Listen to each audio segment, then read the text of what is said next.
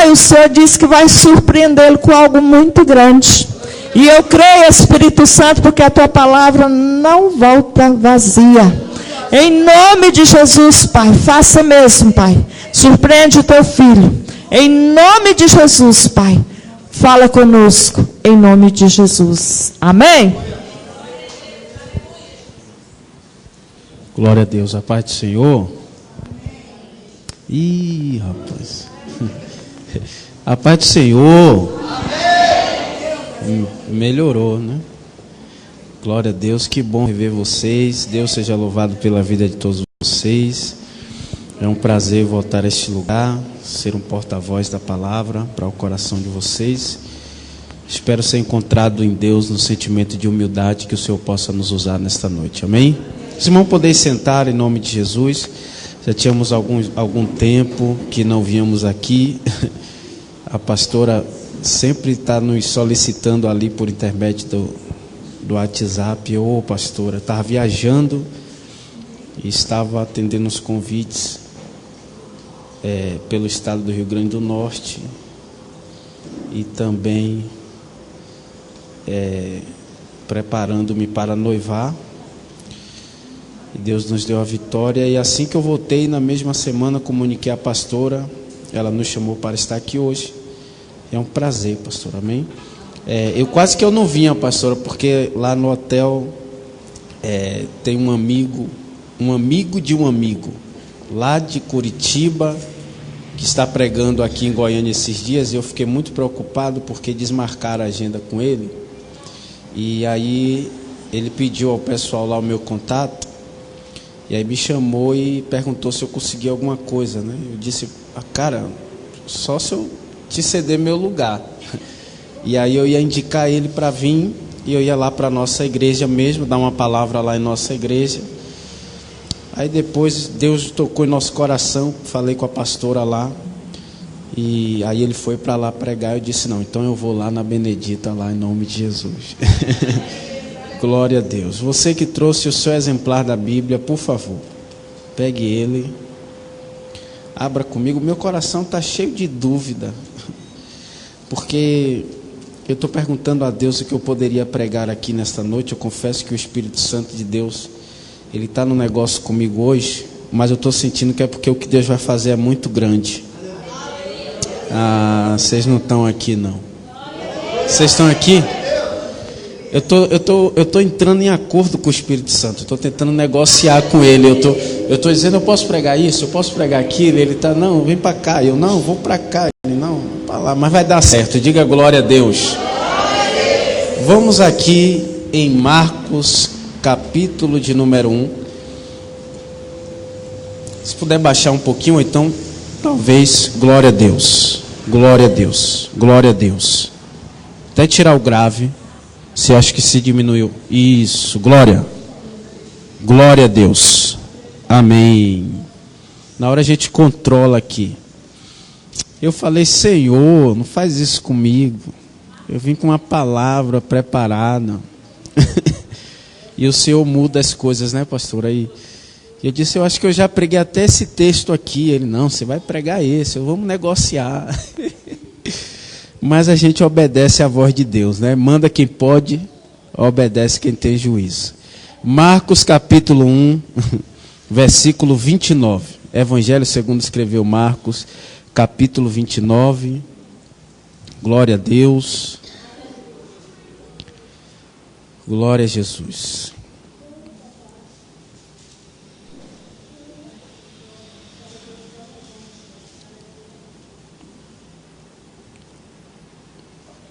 Quem for achando vai dando glória a Deus.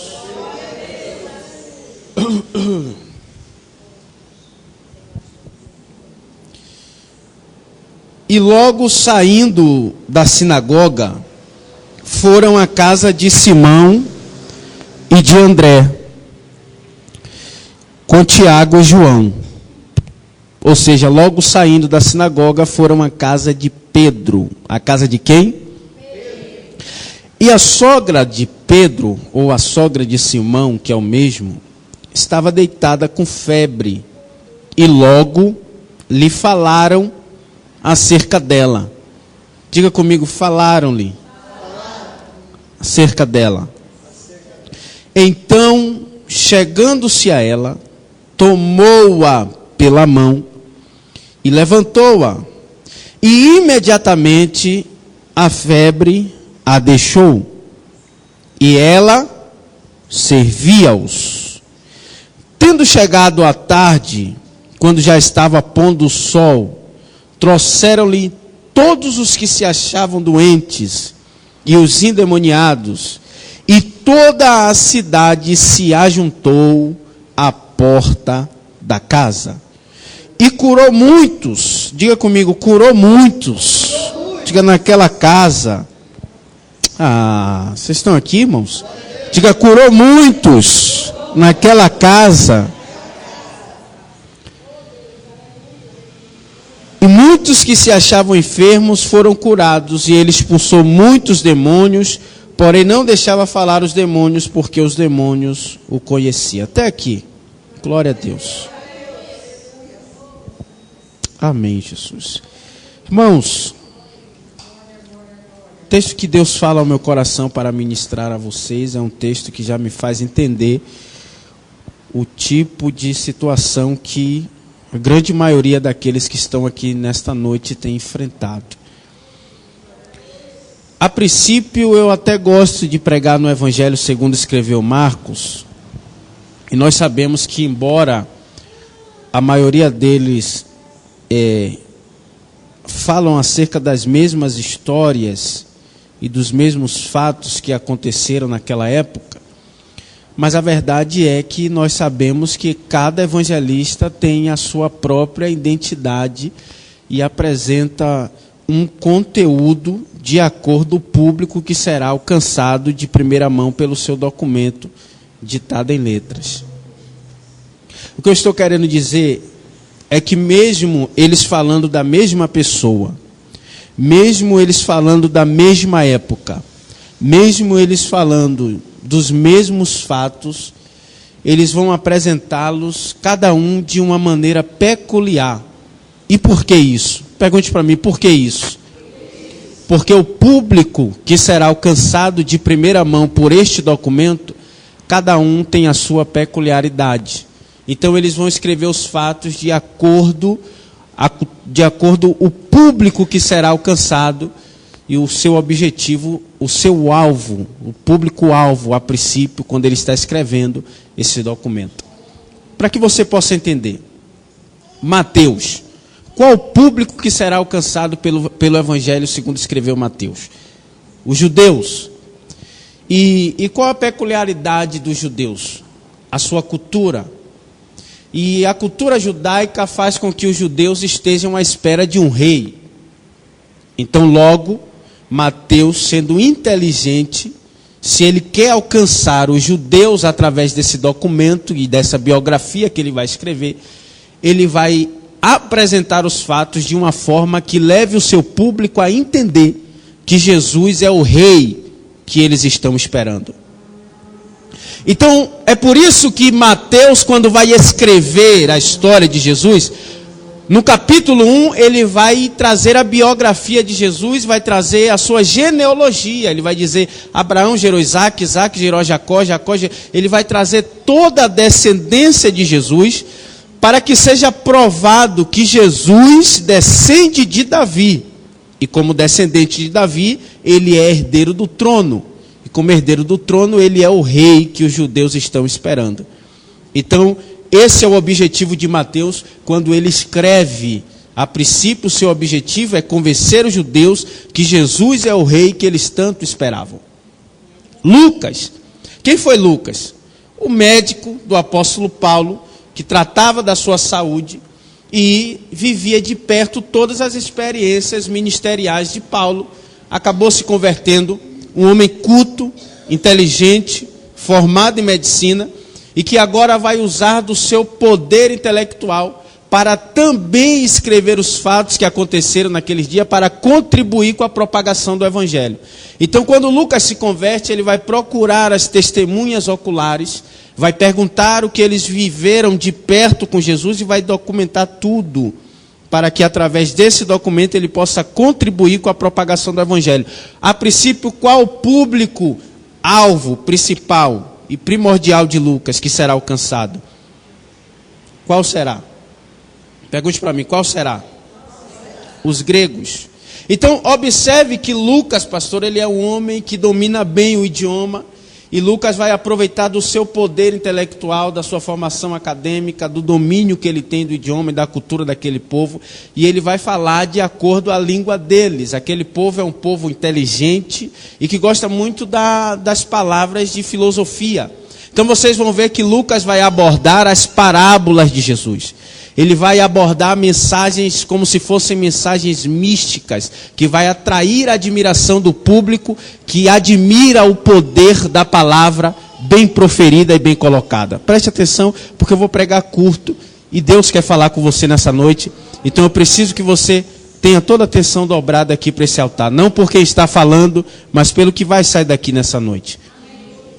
Então você vai observar que o conteúdo de Lucas é um conteúdo para crente inteligente, para crente que admira o poder da palavra bem colocada. É por isso que ele aborda mais as parábolas de Jesus. Eis que saiu um semeador a semear. A parábola do filho pródigo. São palavras bem colocadas, histórias. Marcos, diferentemente de Lucas, de João, de Mateus, por exemplo, João, para nós encerrarmos. Qual o público-alvo de João, a princípio, quando ele escreve? Os crentes. Ele vai alcançar o público que já serve a Cristo. Então, ele vai apresentar os sinais escritos e cumpridos no ministério de Cristo, que foram escritos através das profecias messiânicas. Para quem não sabe, quando Isaías profetizou várias coisas que aconteciam no ministério, que aconteceria no ministério messiânico, os judeus eles também pegaram as profecias e documentaram e criaram uma lista chamada de lista dos sinais. Eles possuíram essa lista para que sempre que alguém chegasse dizendo, eu sou o Cristo, então eles tinham a lista e através dessa lista eles consultavam para saber se de fato a pessoa era o Cristo. Era por isso que os fariseus e os escribas procuravam a Jesus e diziam, se tu és o Cristo, nos dê um sinal. Só que Jesus nunca dava um sinal para eles. Por quê? Porque eles queriam o sinal para acreditar que Jesus era o Cristo. E sinal não é para quem quer acreditar. Sinal é para quem já acredita. Então João vai escrever uma série de sinais que Jesus cumpriu em seu ministério, para que aqueles que já estão seguindo a Jesus tenham plena convicção, vocês estão servindo ao Deus certo. O Evangelho segundo Marcos vai alcançar o público romano. E por que eu gosto desse documento? Porque o público que Marcos vai alcançar é um público que não admira tanto o poder intelectual, a mente humana. Não é um público que admira muito filosofias e palavras bonitas. Os romanos é um povo que tem uma cultura pautada no poder bélico. É um povo que está acostumado a conquistar territórios e tomar posse através do poder da guerra. Então, qual a cultura mais ou menos desse povo que será alcançado por Marcos? É um povo que para aceitar este evangelho, eles vão querer saber qual tipo de poder que esse Deus tem, pastora. Porque eles são acostumados a conquistar através da guerra. Então, para Marcos alcançar esse povo é mais ou menos assim. Quem é esse Deus que você quer nos apresentar? Qual é o tipo de poder que esse Deus tem? É por isso que Marcos não vai escrever genealogia de Jesus. Vocês vão ver que no capítulo 1 ele não diz que Abraão gerou Isaac, que Isaac gerou a Jacó. Ele não diz nada disso. Porque Marcos sabe que o público que ele vai alcançar a princípio, através do que ele está escrevendo, não é um público que quer saber disso. Eles querem saber do poder. Então no capítulo 1 ele diz assim, ó, Jesus nasceu, Jesus cresceu, foi batizado. E no próprio capítulo 1 ele já diz, começou a curar. E ele já começa a mostrar a manifestação do poder no próprio capítulo 1, que é para atrair a atenção do público romano. No capítulo 1, versículo 29, vai acontecer um fato aqui incrível. Porque Jesus está na sinagoga com os discípulos, e eles estão numa espécie de culto, de uma reunião espiritual. Naquela sinagoga eles estão aprendendo, estão consultando a Torá, estão ali adorando a Deus, estão servindo ao Senhor através de um culto na sinagoga. E Jesus está participando do culto com eles, a reunião. E quando acaba o culto, o texto diz assim: saindo eles da sinagoga, foi para a casa de Pedro. E é aqui que eu vou começar a pregar. Eles estão na sinagoga. E na sinagoga eles estão prestando um culto. E eles estão prestando um culto, e o culto tem hora para acabar. E quando o culto acaba, eles estão criando expectativa de que Jesus vai sair para fazer missão, como em qualquer outro dia, porque eles estão acostumados a sair com Jesus e vai para a sinagoga, e depois Jesus diz assim: hoje nós vamos para o lago de Genesaré, que eu quero pregar lá, vou pregar no lago de Genesaré, igual aquele dia que eu usei seu barco e preguei lá. Tem vezes que ele sai da sinagoga e diz: vamos lá em Jericó, porque eu vou curar lá, eu vou fazer uns milagres lá em Jericó. Vamos lá em Naim, como foi falado aqui pelo profeta que me antecedeu. Eu vou encontrar uma multidão lá que está com a viúva, que está sepultando agora o filho. Eu preciso fazer um milagre. Então, todo dia que o culto acaba, eles criam expectativa de qual é o lugar que Jesus vai hoje para fazer um milagre. E aí o texto diz no versículo 29, saindo ele da sinagoga, foi para casa. Vocês não estão aqui no culto hoje? Tinha dia que ele saía e dizia: hoje eu vou pregar no lago. Tinha dia que ele saía e os discípulos diziam: hoje o culto vai ser onde o culto hoje vai ser no deserto. Tinha dia que ele saía e dizia: hoje vai ser em Naim. Tinha dia que ele saía e dizia: hoje vai ser em Jericó. Tinha dia que ele saía e dizia: hoje vai ser no tanque de Betesda. Mas naquele sábado, quando o culto acabou, Pedro perguntou: para onde é que nós vamos? Ele olhou para Pedro e disse: hoje eu vou na sua casa. Quem é Pedro? Discípulo. Quem é Pedro? Crente. Quem é Pedro? Servo. Quem é Pedro? Fiel. Quem é Pedro? Leal. Quem é Pedro? Companheiro. Quem é Pedro? Aquele que coopera com a obra de Deus. Pedro está acostumado a ver Jesus entrar em lugares para curar pessoas que nem andavam com Jesus. Pedro está acostumado a ver Jesus entrar em lugares para fazer milagre por pessoas que nem queriam ter intimidade com ele, só queriam milagre. Mas naquele dia Pedro foi surpreendido pela notícia: hoje eu vou na sua casa.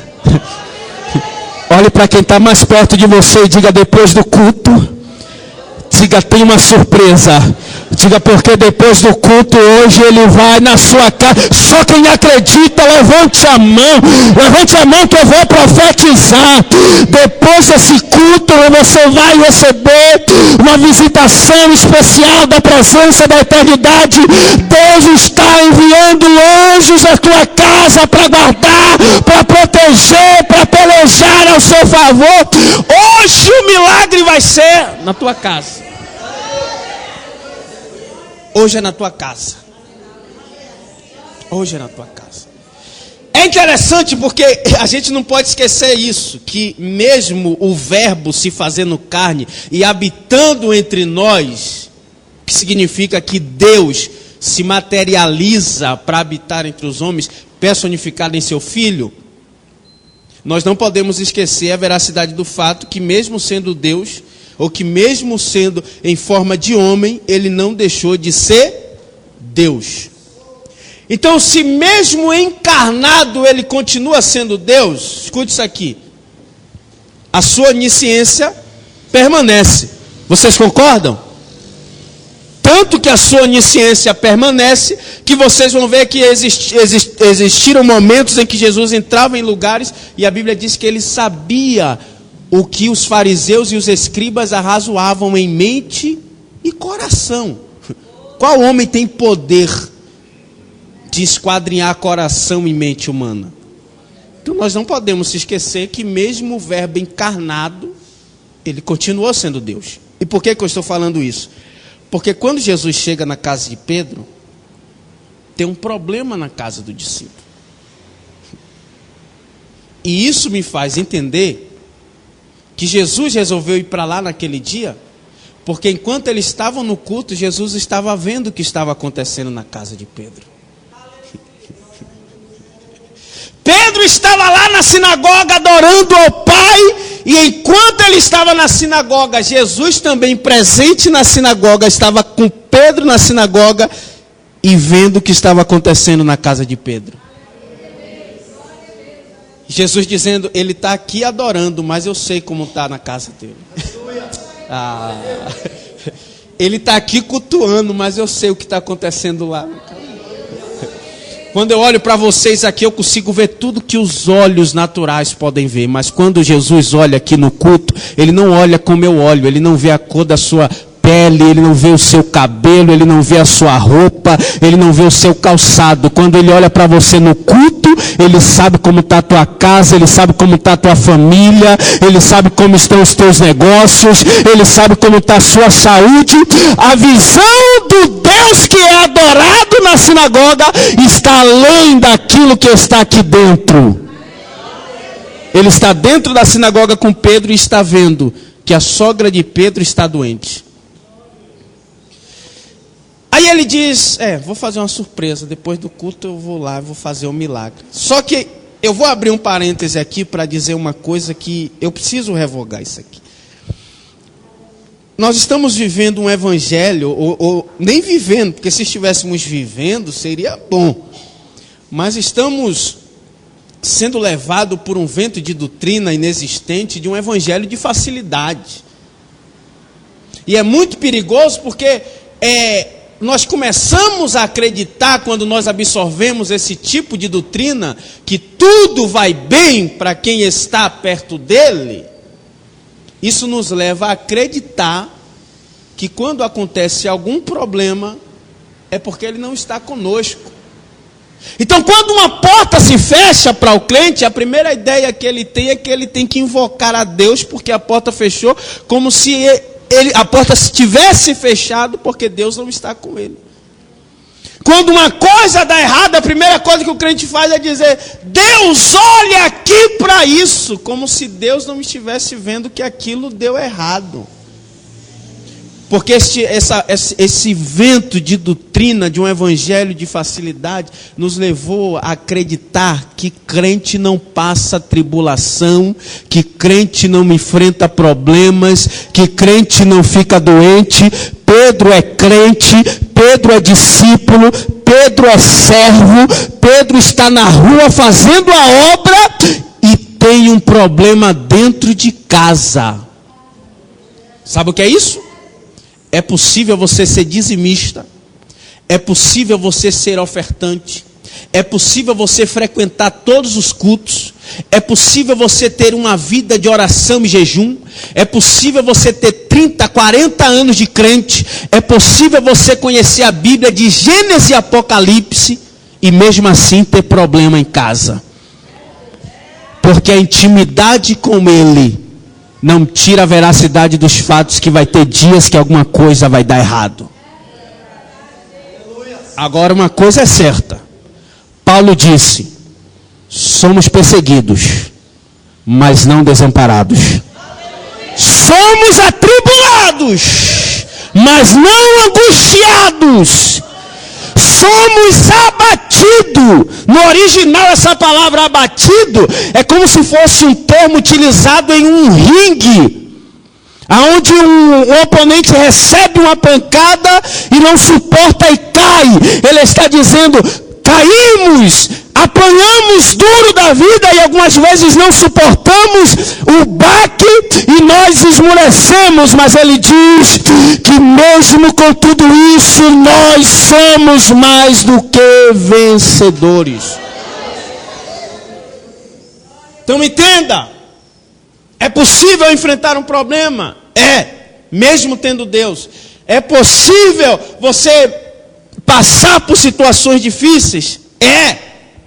É possível você ter problemas conjugais, mesmo sendo crente.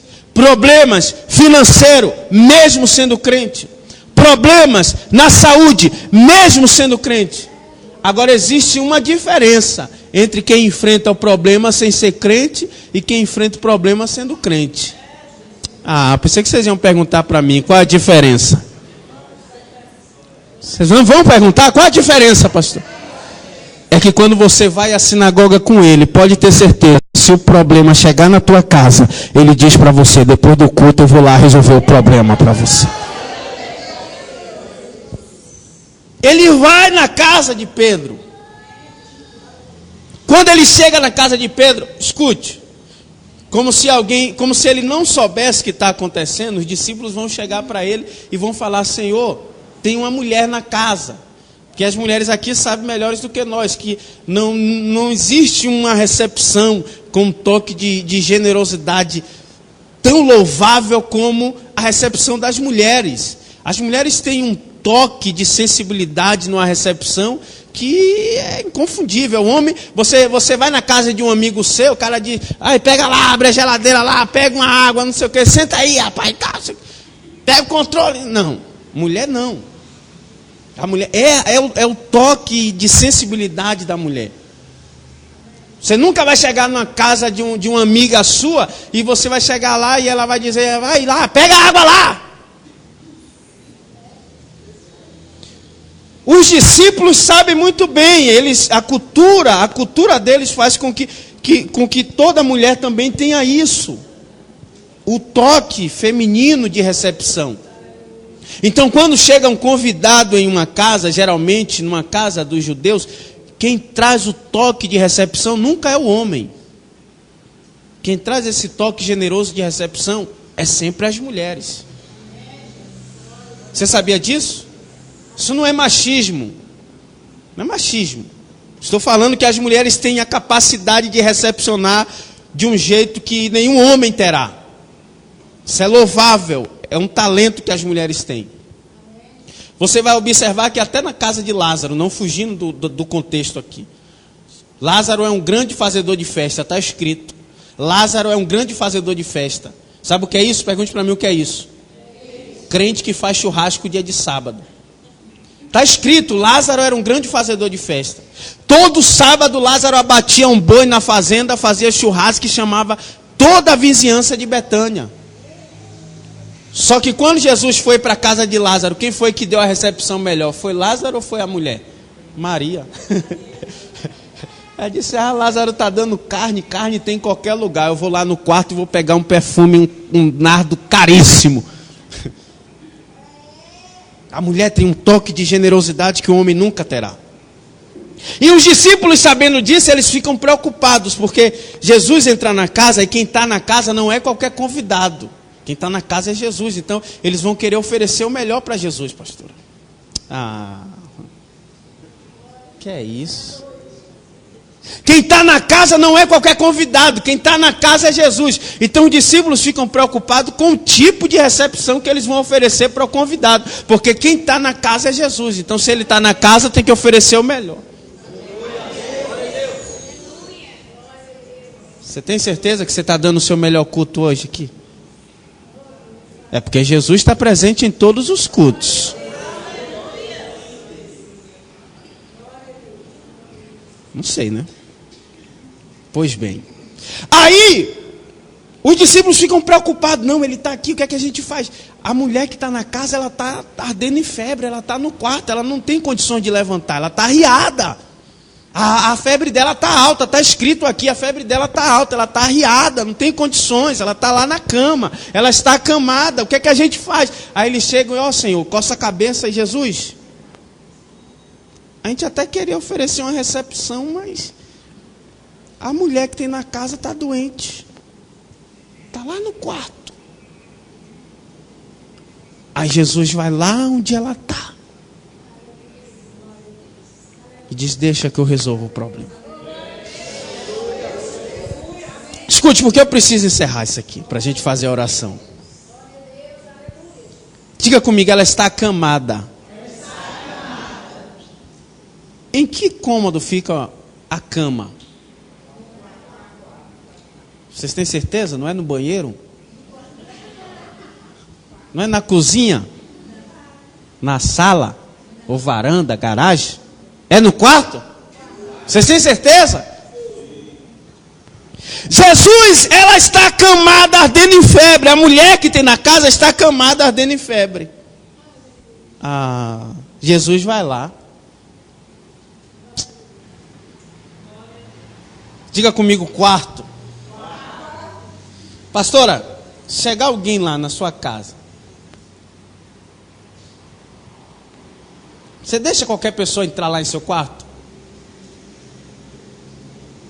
Você deixa, pregador, qualquer pessoa entrar em seu quarto? Você deixa, matriarca, qualquer pessoa entrar em seu quarto? Por que nós não deixamos qualquer pessoa entrar em nosso quarto? Porque quarto é lugar de intimidade. Tem gente que já pegou. Onde é que ela está? Não é qualquer um que pode entrar no quarto. Quarto é o lugar da nossa intimidade. Jesus foi lá. Vocês não pegaram não. Eu vou ter que falar porque vocês não pegaram não.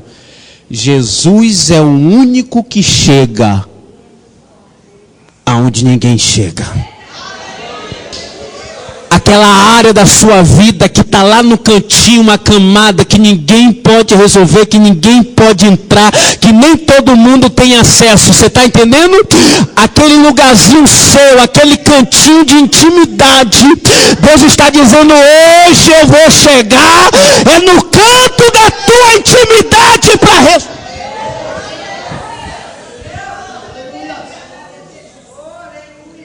Você não entendeu?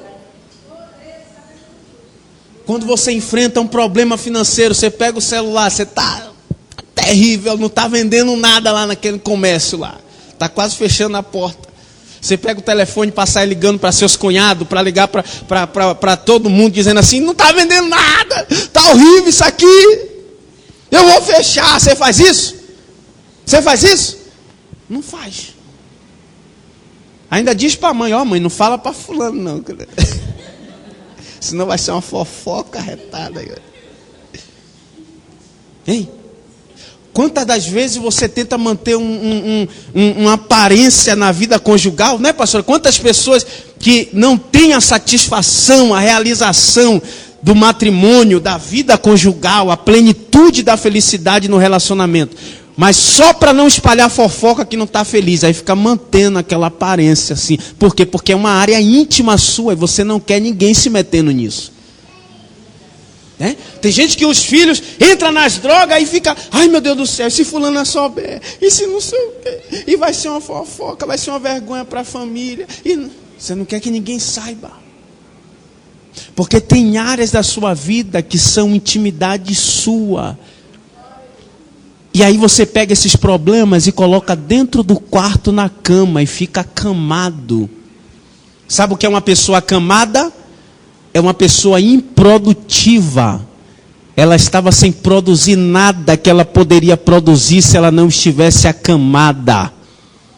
E aí você pega essa área da sua vida e diz assim, eu vou botar aqui no cantinho da intimidade. Ninguém toca, ninguém se mete, ninguém descobre, ninguém sabe. E aí fica aquele negócio lá acamado, que não vai para frente, empacado, que não sai do lugar. Jesus vai nesse quarto hoje. Jesus vai chegar nessa área hoje. Pastor, o que está acamado é a minha vida financeira. O que está acamado, pastor, a minha vida financeira, estou vivendo de aparência, estou ostentando, mas devendo para Deus e o mundo. Pastor, é a minha vida sentimental, todo dia na rede social, é uma declaração de amor, mas eu estou aberto beira do divórcio. Pastor, eu estou comprando um carro novo, a prestação dividida em 200 parcelas para deixar para o anticristo pagar, porque na verdade a minha empresa está quebrando. Eu vim aqui para dizer para você, Jesus vai chegar nesse canto hoje de intimidade. Ele vai chegar lá e vai. Olhe para quem está do seu lado e diga, mas Jesus só faz isso se você confessar o que está acamado. Sabe qual é o problema?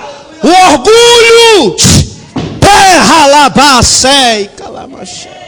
Sabe por que Jesus não está indo na intimidade de muita gente para fazer um milagre? Por causa do orgulho. Pedrão, como é que a gente vai falar para ele que ela está doente aqui dentro se a gente anda lá fora curando com ele? A gente anda lá fora colocando a mão em cabeça de gente demoniada, expulsando demônio, Pedrão. Pedrão, como é que a gente vai dizer que está com gente doente dentro de casa, se a gente está lá fora fazendo milagre na vida de A, fazendo milagre na vida de B, Pedrão? Como é que a gente vai ter coragem de olhar para a cara dele e dizer, a gente está lá fora fazendo milagre, a gente está lá fora colocando a mão